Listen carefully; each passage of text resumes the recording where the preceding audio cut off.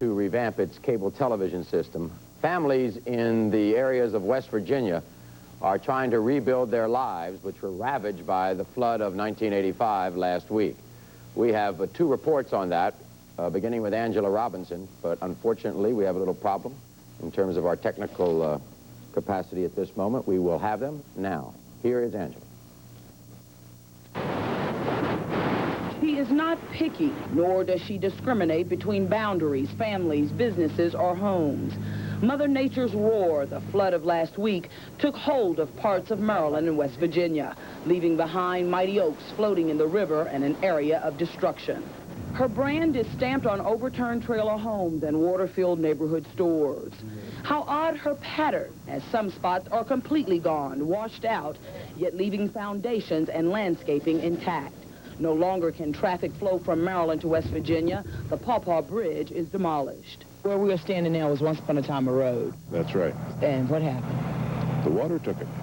Jack Stigmeyer owns 1,700 acres of prime property in Allegheny County of Cumberland, Maryland. Some 200 acres of berry orchards are wiped out. His years of labor is now barren land. Very little there if we can salvage anything. It's a tremendous major loss. It really is. I don't know whether we can recover or not, but we'll sure give her a try. Stigmeyer produces a variety of berries for a special virus-free program working with the University of Maryland, the state's Department of Agriculture, and the FDA. Financial help is needed desperately. It will take 3 to 4 years, he says, to bring the area back up to producing standards. While the devastation is overwhelming, according to the Civil Defense, most folks in Allegheny County were lucky. The Civil Defense reports 25 homes and 4 businesses are gone. Mostly we had flooded basements.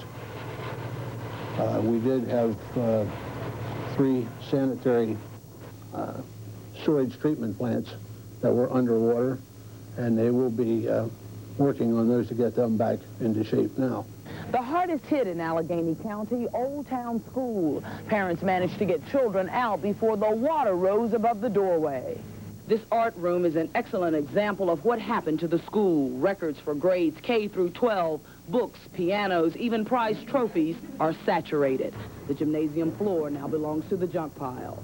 We've had 2 trucks, at least 2 trucks a day down here at school, flushing out their equipment, the rooms, the halls, the kitchens, and all that. The people of Cumberland, Maryland are no different from any of the flood victims. It will take time to come to grips with their losses.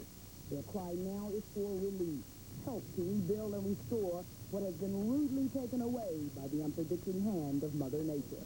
Angela Robinson, Channel 5 News, Cumberland, Maryland. This is Jackie Stone. Victims of the flood in West Virginia know federal assistance is on the way. But right now, it's somewhere down the road and through a maze of red tape. Over 8,000 people are homeless, and after 8 days, still living in community shelters set up in schools or churches. I can't really fault people in the field. From my, and I've been out in the area, from my experience, these people are trying, and I think the process is moving along.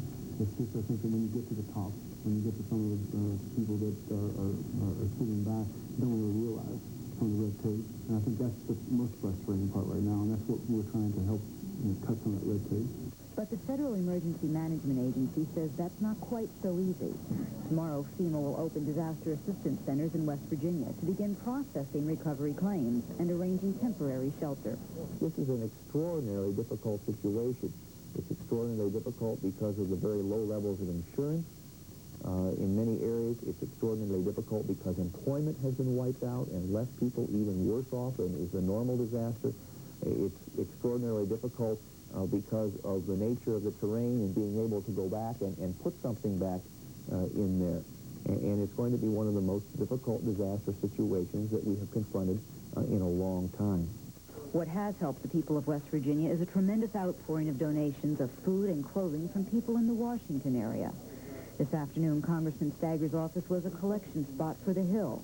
On the walls, list of what still needs to be done, and local heroes who've come through in this crisis.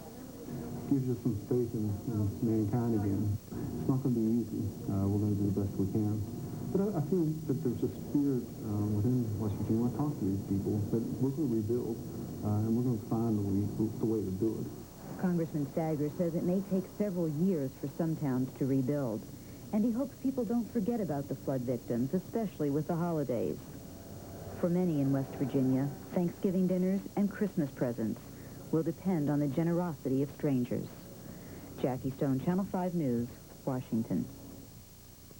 Some positive notes, though, tonight about the relief effort for flood-stricken West Virginia. Musicians from the region are planning a flood aid concert this Sunday in Huntington, while singer Barry Manilow says he's donating the proceeds from a concert tonight in Charleston to help flood victims. Hit in Allegheny County, Oldtown School. Parents managed to get children out before the water rose above the doorway. This art room is an excellent example of what happened to the school. Records for grades K through 12, books, pianos, even prize trophies are saturated. The gymnasium floor now belongs to the junk pile.